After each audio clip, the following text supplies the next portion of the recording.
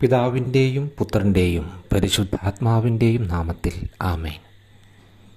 യേശുക്രിസ്തുവിനാൽ ഏറെ സ്നേഹിക്കപ്പെടുന്നവരെ, പ്രളയത്തിനു ശേഷം നോഹ ദൈവത്തിന് യാഗം നടത്തിയപ്പോൾ ആത്മസംതൃപ്തിയോടെ അവിടുന്ന് അത് സ്വീകരിച്ചു. എന്നാൽ ദൈവം നോഹയോട് പറഞ്ഞു, ചരിക്കുന്ന ജീവികളെയെല്ലാം നിങ്ങൾക്ക് ആഹാരമായി തീരും. ഹരിതസസ്യങ്ങൾ നൽകിയതുപോലെ ഇവയും നിങ്ങൾക്ക് ഞാൻ തരുന്നു. എന്നാൽ ജീവനോട് കൂടിയ, അതായത് രക്തത്തോടു കൂടിയ മാംസം ഭക്ഷിക്കരുത്. ദൈവത്തോട് അനുസരണക്കേട് കാണിച്ച ആദം ദൈവം മുൻകൂട്ടി അറിയിച്ചിരുന്ന ശിക്ഷയ്ക്ക് വിധേയനായി. എന്തായിരുന്നു ആ ശിക്ഷ? അത് മരണമായിരുന്നു. ഉൽപ്പത്തി പുസ്തകം 2-ാം അധ്യായം 17-ാം വാക്യത്തിൽ പറയുന്നു, നന്മതിന്മകളെക്കുറിച്ചുള്ള അറിവിൻ്റെ വൃക്ഷത്തിലെ ഫലം നീ തിന്നരുത്, തിന്നുന്ന ദിവസം നീ മരിക്കും. പ്രളയത്തിന് ശേഷം ഒരു പുതിയ ജീവിതം ആരംഭിക്കണമെന്ന് നോഹ വളരെയധികം ആഗ്രഹിച്ചിരുന്നു. അതിനാൽ തന്നെ ദൈവം കൽപ്പിച്ചതനുസരിച്ച് ജീവനുള്ള മാംസം കഴിക്കുന്നത് ബോധപൂർവം അവൻ ഒഴിവാക്കി. കാരണം ദൈവത്തോട് അനുസരണക്കേട് കാണിച്ച ആദം ഏതു വിധത്തിൽ ശിക്ഷയ്ക്ക് വിധേയനായി എന്നതിനെക്കുറിച്ച് നോഹയ്ക്ക് അറിയാമായിരുന്നു. ജീവരക്തം ഭൂമിയിൽ ഒഴുക്കേണ്ടി വരുമ്പോൾ താൻ ചെയ്യുന്ന പാപത്തെക്കുറിച്ചും അതിൻ്റെ ശിക്ഷാവിധിയെക്കുറിച്ചും അവൻ ഓർക്കുമായിരുന്നു. ദൈവത്തിൻ്റെ കൽപ്പനകൾ വീണ്ടെടുക്കപ്പെടേണ്ട മനുഷ്യജീവിതത്തെ സംരക്ഷിക്കുകയോ സഹായിക്കുകയോ ചെയ്യുന്ന പ്രതീതി സൃഷ്ടിക്കുകയും അതോടൊപ്പം എല്ലാം പുനഃസ്ഥാപിക്കുന്ന മിശിഹായുടെ വരവിനെക്കുറിച്ചുള്ള പ്രത്യാശയെ ഉത്തേജിപ്പിക്കുകയും ചെയ്യും. നോഹയ്ക്ക് നൽകിയതുപോലുള്ള ഒരു കൽപ്പന ദൈവം മോശയ്ക്കും നൽകി. എന്തുകൊണ്ടാണ് താൻ രക്തം ഭക്ഷിക്കുന്നതിൽ നിന്നും വിലക്കുന്നതെന്ന് അവിടുന്ന് വ്യക്തമാക്കുന്നുണ്ട് ലേവ്യരുടെ പുസ്തകത്തിൽ. ലേവ്യരുടെ പുസ്തകം 17-ാം അധ്യായം 11-ാം വാക്യം നമുക്ക് കേൾക്കാം. എന്തെന്നാൽ ശരീരത്തിൻ്റെ ജീവൻ രക്തത്തിലാണ് ഇരിക്കുന്നത്. അത് ബലിപീഠത്തിന്മേൽ ജീവനു വേണ്ടി പാപപരിഹാരം ചെയ്യാൻ ഞാൻ നൽകിയിരിക്കുന്നു. അതിൽ ജീവനുള്ളതുകൊണ്ട് രക്തമാണ് പാപപരിഹാരം ചെയ്യുന്നത്. 12-ാം വാക്യത്തിൽ ഇങ്ങനെ പറയുന്നു, നിങ്ങളോ നിങ്ങളുടെ ഇടയിൽ വസിക്കുന്ന വിദേശിയായ ആരെങ്കിലുമോ രക്തം ഭക്ഷിക്കരുതെന്ന് ഞാൻ ഇസ്രായേൽ ജനത്തോട് പറഞ്ഞത് അതുകൊണ്ടാണ്. എന്തുകൊണ്ടാണ് പഴയ നിയമകാലത്ത് രക്തം ഇത്ര പവിത്രമായി കരുതപ്പെടുന്നത്? അതുപോലെ തന്നെ യാഗപീഠത്തിൽ അർപ്പിക്കപ്പെട്ട മൃഗങ്ങളുടെ രക്തം എങ്ങനെയാണ് ദൈവത്തിന് ഇത്ര പ്രസാദകരമായി തീർന്നത് എന്നെല്ലാം ഒരുപക്ഷെ നമുക്ക് തോന്നാം. വിശുദ്ധ ജോൺ ക്രിസോസ്റ്റം അത്തരത്തിലുള്ള ചോദ്യങ്ങൾക്ക് നൽകുന്ന ഉത്തരം, ദൈവം അതിനെ പവിത്രമായി കണക്കാക്കാനും അതിലൂടെ സ്വയം ബഹുമാനിക്കപ്പെടാനും ഇടയാക്കിയത് അത് രക്തമായതുകൊണ്ടല്ല, മറിച്ച് അത് യേശുക്രിസ്തുവിൻ്റെ രക്തത്തെ പ്രതിനിധീകരിക്കുന്നതിനാലാണ്.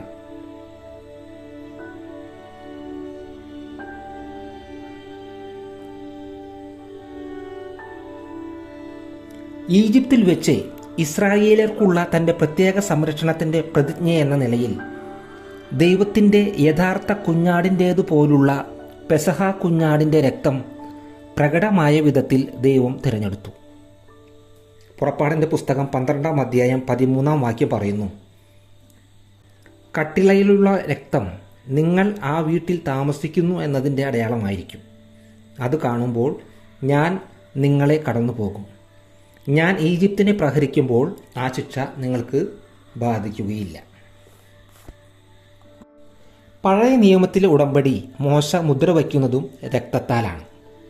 അപ്പോൾ മോശ രക്തമെടുത്ത് ജനങ്ങളുടെ മേൽ തളിച്ചുകൊണ്ട് പറഞ്ഞു, ഈ വചനങ്ങളെല്ലാം ആധാരമാക്കി കർത്താവ് നിങ്ങളോട് ചെയ്ത ഉടമ്പടിയുടെ രക്തമാകുന്നു ഇത്. പുറപ്പാടിൻ്റെ പുസ്തകം 24-ാം അധ്യായം 8-ാം വാക്യം.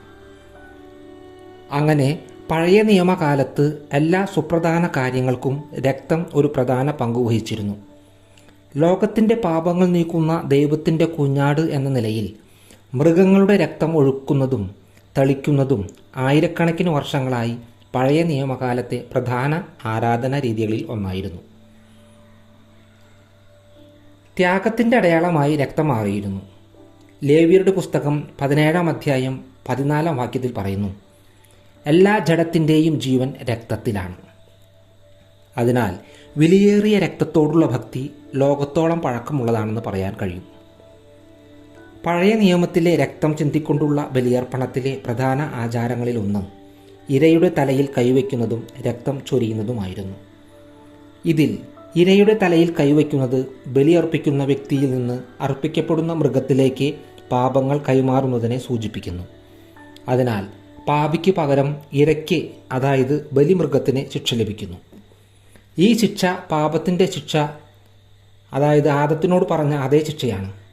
അത് മരണമാണ്. പാപം മൂലം നഷ്ടപ്പെടുന്ന പാപിയുടെ ജീവനെ സൂചിപ്പിക്കാനാണ് രക്തം അർപ്പിക്കപ്പെടുന്നത്. യേശുക്രിസ്തുവിലൂടെ നടക്കാനിരിക്കുന്ന യഥാർത്ഥ ബലിയിലൂടെ പിതാവായ ദൈവം ആഗ്രഹിക്കുന്ന രക്ഷയെ തൻ്റെ തിരഞ്ഞെടുക്കപ്പെട്ട ജനത്തിന് മനസ്സിലാക്കി കൊടുക്കുന്നതിനു വേണ്ടിയായിരുന്നു ഇത്തരത്തിലുള്ള ആചാരങ്ങൾ പഴയ നിയമകാലത്ത് നടന്നിരുന്നത്. ഏശയ്യാ പ്രവാചകൻ തൻ്റെ പ്രവചനങ്ങളിൽ നമ്മുടെ പാപങ്ങൾ ക്രിസ്തുവിലേക്ക് കൈമാറ്റം ചെയ്യപ്പെട്ടു എന്ന് വ്യക്തമാക്കുന്നുണ്ട്. ഏശയ്യായുടെ പുസ്തകത്തിൽ 53-ാം അധ്യായത്തിൽ 4-ാം വചനം പറയുന്നു, അവൻ നിന്ദിക്കപ്പെട്ടു, നാം അവരെ ബഹുമാനിച്ചതുമില്ല. നമ്മുടെ വേദനകളാണ് യഥാർത്ഥത്തിൽ അവൻ വഹിച്ചത്, നമ്മുടെ ദുഃഖങ്ങളാണ് അവൻ ചുമന്നത്. വിശുദ്ധ കുർബാനയിലും ഇതുതന്നെയാണ് ആവർത്തിക്കപ്പെടുന്നത്. നമ്മുടെ കർത്താവ് നമ്മുടെ അകൃത്യങ്ങൾക്ക് ഇരയായി സ്വയം സമർപ്പിക്കുകയും പാപങ്ങളുടെ മോചനത്തിനായി തൻ്റെ രക്തം ചിന്തുകയും ചെയ്യുന്നു. നമുക്ക് പ്രാർത്ഥിക്കാം.